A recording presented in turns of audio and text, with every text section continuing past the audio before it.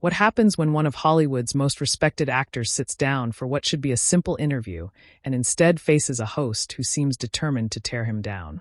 It only took 38 seconds of disrespect before Kevin Costner had enough and did something that shocked everyone watching.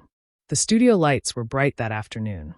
Kevin Costner walked onto the set with a smile, waving to the audience. He looked relaxed in his dark jacket, ready to talk about his latest project. The audience clapped and cheered.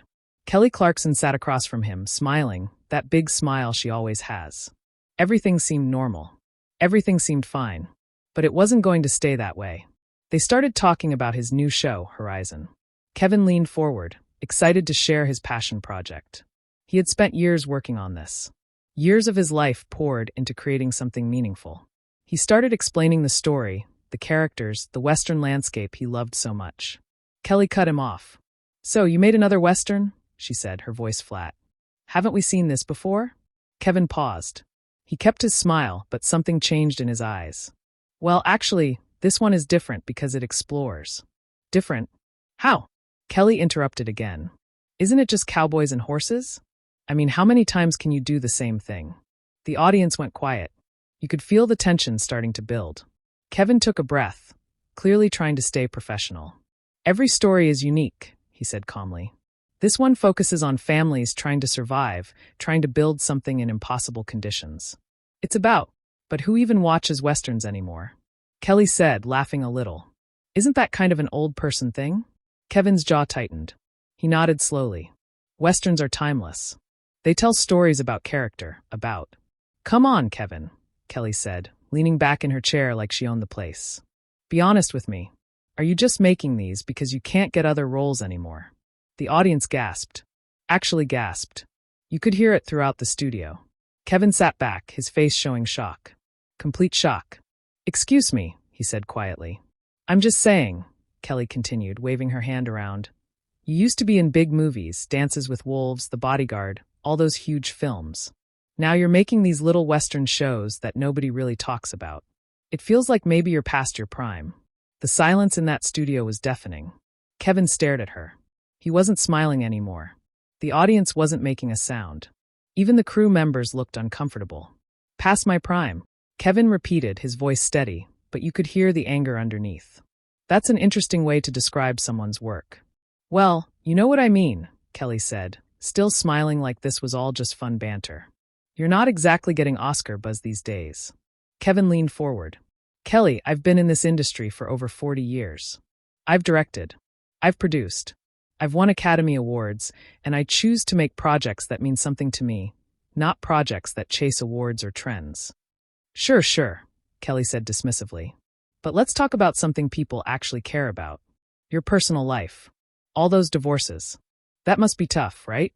Do you think your failed relationships affect your ability to tell love stories on screen?" The audience let out another gasp.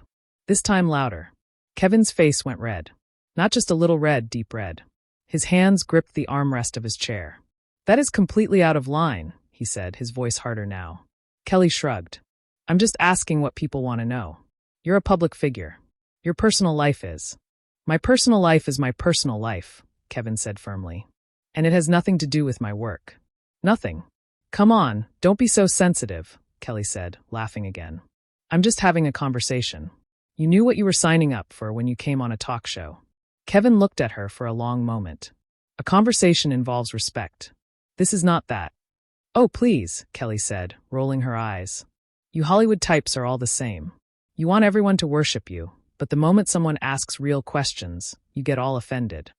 "Real questions," Kevin said, his voice rising slightly. "You just insulted my career and brought up my private life in the most disrespectful way possible. Those aren't real questions. That's just being cruel." Kelly sat up straighter. "Cruel? I'm being honest. Maybe that's something you're not used to. Maybe everyone around you just tells you what you want to hear." "You don't know anything about me," Kevin said. "You don't know what I've been through, or what drives me, or why I make the choices I make. I know that you're sitting here getting defensive instead of just having fun with this," Kelly shot back. "It's supposed to be entertainment, Kevin. Lighten up." "Entertainment isn't supposed to come at someone else's expense," Kevin said. "You can be funny without being mean. You can ask tough questions without being disrespectful." Kelly laughed, but it wasn't a friendly laugh. Wow. Okay, so now I'm the bad guy because I'm not fawning all over you. You're the bad guy because you invited me here under the pretense of a professional interview and instead decided to attack me, Kevin said. His voice was shaking now, not from fear but from contained anger. The audience was completely silent. Some people looked shocked, others looked uncomfortable. A few were shaking their heads. Attack you? Kelly said. Oh, come on. You're being dramatic. I asked a few questions. And you're acting like I committed a crime. You belittled my work, Kevin said, counting on his fingers. You suggested I'm washed up. You brought up my personal relationships in a mocking way. And now you're gaslighting me by pretending none of that was inappropriate. Gaslighting?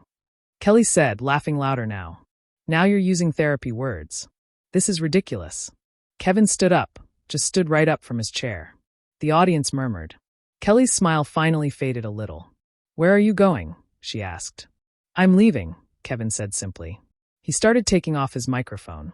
You can't just leave, Kelly said. We're in the middle of an interview. No, Kevin said, pulling the mic pack from his belt. You ended the interview when you decided to be hostile instead of professional. Sit down, Kelly said, and her voice had an edge to it now. You're being childish. Childish? Kevin said, turning to face her fully.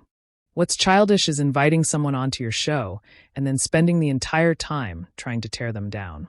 What's childish is thinking you can treat people however you want because you have a microphone and a camera. What's childish is not understanding basic human decency. Kelly's face flushed. I have millions of viewers. People love my show. Maybe the problem is you. Maybe the problem is that you've forgotten how to treat guests with respect. Kevin said, maybe the problem is that you think being mean is the same thing as being interesting. Maybe the problem is that you're more interested in viral moments than actual conversation. You're really going to walk off my show? Kelly said, standing up now, too. Do you know what that's going to look like? I don't care what it looks like, Kevin said. I care about my self-respect, and I'm not going to sit here and let you insult me for entertainment. Fine, Kelly said, crossing her arms. Go ahead, walk off. Show everyone how you can't handle a little heat. Kevin shook his head. This isn't heat. Heat would be tough questions about my work, about my choices, about the industry. This is just cruelty dressed up as journalism. He set the microphone down on his chair. The audience was absolutely frozen. You could have heard a pin drop in that studio. Kevin looked out at them, gave a small nod, then looked back at Kelly. You know what the sad part is? He said quietly. You're talented. You have a voice people love. You could use this platform to do something meaningful. But instead, you chose to do this. Kelly opened her mouth to respond, but nothing came out. For the first time since the interview started, she seemed at a loss for words. Kevin turned and started walking toward the exit. His footsteps echoed in the silent studio. Kelly just stood there watching him go, her face a mixture of anger and something else. Maybe embarrassment. Maybe shock. Kevin, she called out. Kevin, come back. Let's start over. He didn't turn around. Didn't even slow down. He just kept walking. I'm serious, Kelly said, her voice higher now. Come on. Don't be like this. Kevin reached the edge of the stage. One of the producers stepped forward, trying to say something to him, but Kevin held up his hand. He said something quiet that the microphones didn't pick up, then kept moving. Kelly turned to the audience. Well, I guess Kevin Costner, everyone, can't take a joke. She tried to laugh, but it came out forced. Awkward. The audience didn't laugh with her. A few people actually booed. Actually booed the host of the show. Kelly's face went pale. Hey, now come on. He was being ridiculous. But the audience wasn't having it. More boos. Someone yelled, "You were rude." Another voice called out, "Let him talk." Kelly looked at the cameras. We're going to take a quick break. When we come back, but her voice trailed off. She didn't know what to say. How could she? Her guest had just walked off her show in front of everyone.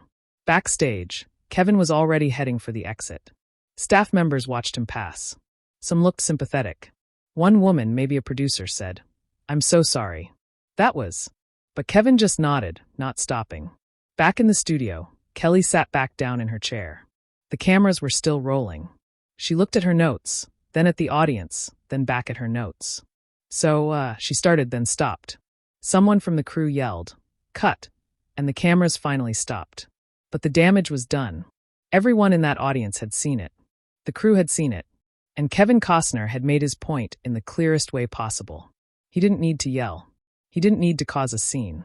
He just needed to stand up and walk away from someone who didn't deserve his time. Kelly sat there in her chair under those bright lights with an audience that had turned against her. She had started the interview with all the power. The show was hers. The stage was hers. The audience was hers. But by trying to make Kevin look small, she had only made herself look smaller. Kevin was already in his car by the time Kelly tried to address the audience again. He sat in the back seat, looking out the window at the studio he was leaving behind. His phone started ringing. His publicist, probably, or his manager. Everyone would want to know what happened. Everyone would want to do damage control. But Kevin didn't feel like he needed to control anything. He had controlled the only thing that mattered.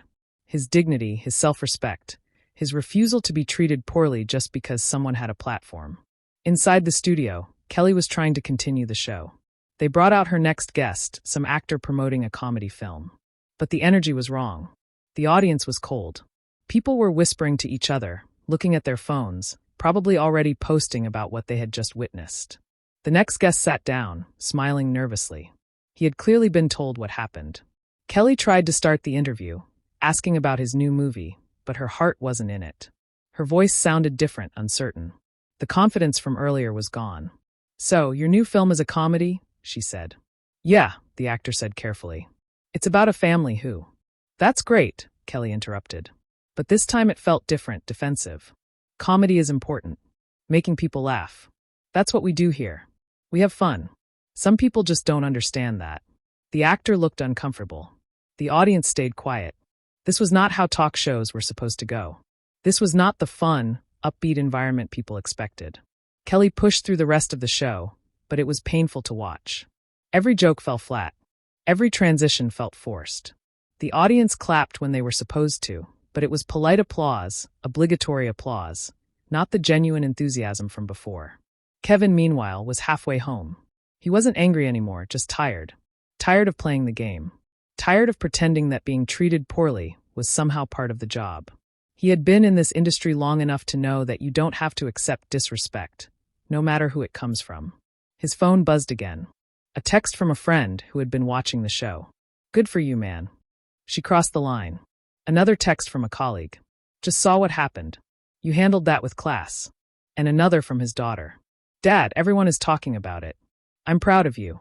Kevin smiled at that last one. That was the only opinion that really mattered. Not the headlines that would come tomorrow. Not the think pieces about celebrity behavior or talk show drama. Just knowing that he had stood up for himself when it mattered.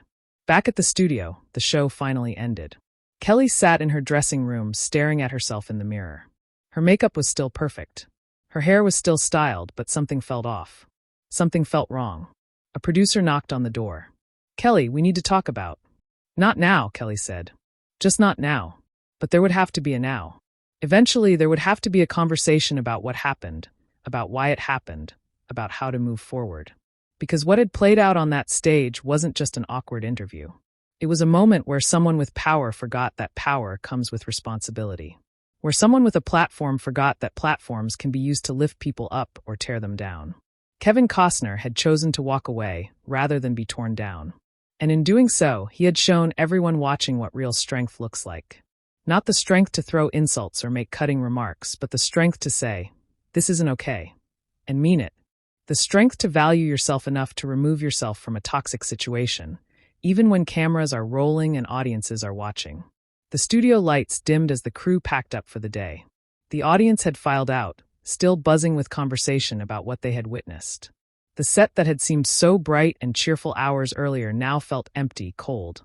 A stage where something had broken that couldn't be easily fixed. Kelly finally left her dressing room. The hallways were quiet now. Most people had gone home. She walked past photos on the wall, pictures of her with guests, smiling, laughing, moments of joy captured and frozen in time. She stopped in front of one, a picture from her first week of the show. She looked so excited in it, so grateful for the opportunity, so determined to make it work. When had that changed? When had the excitement turned into something else? When had making good television become more important than treating people well? She couldn't pinpoint the exact moment. It had been gradual, a slow shift from wanting to connect with guests to wanting to create moments that would trend online. from wanting to have conversations to wanting to have content. But standing there in that empty hallway, looking at a version of herself that seems so far away, Kelly realized something. In trying to create a moment, she had created the wrong kind of moment. In trying to be memorable, she had been memorable for all the wrong reasons. And in trying to take down someone she saw as an easy target, she had only taken herself down. Kevin was home now. He poured himself a drink and sat on his porch. The sun was setting, painting the sky in oranges and pinks. Beautiful, peaceful, exactly what he needed after the chaos of the day. He thought about the interview, about the questions Kelly had asked, about the moment he decided he had had enough. He didn't regret it, not for a second. Because at the end of the day, you have to be able to look at yourself in the mirror. You have to be able to sleep at night knowing you stood up for what was right. And no amount of publicity or exposure or career advancement is worth compromising that. His phone buzzed again.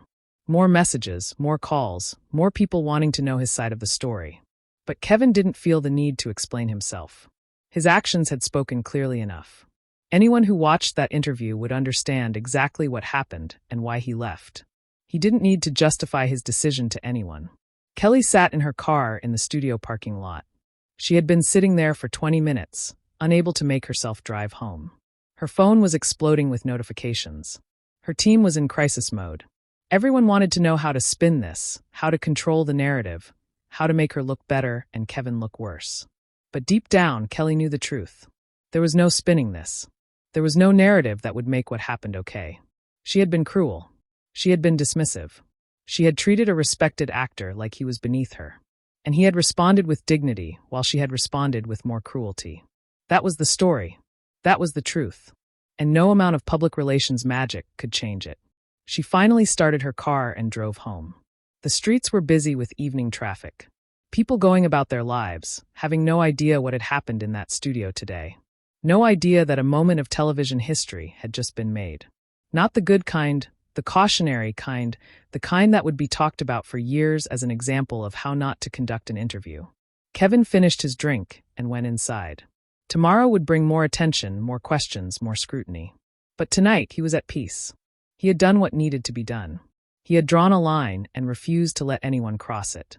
That was enough. That had to be enough. In her home, Kelly sat on her couch. The house was quiet. Too quiet. She turned on the television, flipping through channels mindlessly. Every station seemed to be showing entertainment news. She knew it was only a matter of time before her face appeared on those screens, before the clip of Kevin walking off went viral, before everyone had an opinion about what happened. She thought about calling him, apologizing, trying to make it right. But what would she even say? Sorry I insulted your career and brought up your personal life, and then acted like you were the problem. Some things couldn't be fixed with a simple apology. Some bridges, once burned, couldn't be rebuilt. The worst part was that she knew better. She had been in entertainment long enough to know how to treat people. She had been on the other side of interviews before, back when she was promoting albums and tours. She knew what it felt like to be asked uncomfortable questions, to be put on the spot, to feel like the interviewer was more interested in making headlines than making conversation. So, why had she done it? Why had she treated Kevin that way? Pride maybe, or insecurity, or the pressure to be edgy and controversial in a media landscape that rewarded conflict over kindness. Whatever the reason, it didn't matter now. The damage was done. The moment was over, and all that was left was the aftermath. Kevin lay in bed that night, exhausted but unable to sleep. His mind kept replaying the interview, not with regret, but with a strange sense of clarity. He had spent his entire career trying to be professional, trying to be gracious, trying to give good interviews and promote his work and play the game the way you're supposed to play it. But at what cost? How many times had he sat through uncomfortable questions and just smiled through it? How many times had he let interviewers take shots at him, because that's what you do when you're promoting something? How many times had he prioritized being agreeable over being authentic? Today had been different. Today he had chosen authenticity. And while it might have consequences for his career, at least he could live with himself. At least he hadn't sacrificed his dignity on the altar of publicity. That was worth something. That was worth everything, actually. The next morning, Kelly woke up to a phone that wouldn't stop ringing. Her publicist, her producer, her manager, the network executives, everyone had the same message. The clip was everywhere. Social media was exploding, and the vast majority of people were on Kevin's side. You need to make a statement, her publicist said. Something that shows remorse. Something that takes responsibility. I know, Kelly said quietly. I know, but knowing you need to apologize and actually doing it are two different things, especially when your pride is wounded. Especially when part of you still wants to believe you were in the right, even when every piece of evidence says otherwise. Kevin woke up to a different kind of phone call, offers of support from colleagues, invitations to appear on other shows to tell his side, opportunities to capitalize on the moment, but he declined them all. He wasn't interested in turning this into a bigger spectacle. He wasn't interested in revenge or vindication. He had made his point. That was enough. Days would pass, then weeks, the story would eventually fade from the headlines, replaced by the next controversy, the next scandal, the next viral moment. But for everyone who was in that studio that day, for everyone who watched it happen, the memory would remain. The memory of a moment when someone said enough and meant it. When someone chose self-respect over celebrity. When someone reminded us all that being famous doesn't mean you have to accept being treated poorly. Kelly would eventually make her statement. She would apologize, though many would say it came too late and felt too calculated. She would try to move forward with her show, but the audience would be different. More cautious, less trusting. The easy rapport she once had with viewers would be strained, and rebuilding it would take time, maybe more time than her show would last. Kevin would go back to work on his projects.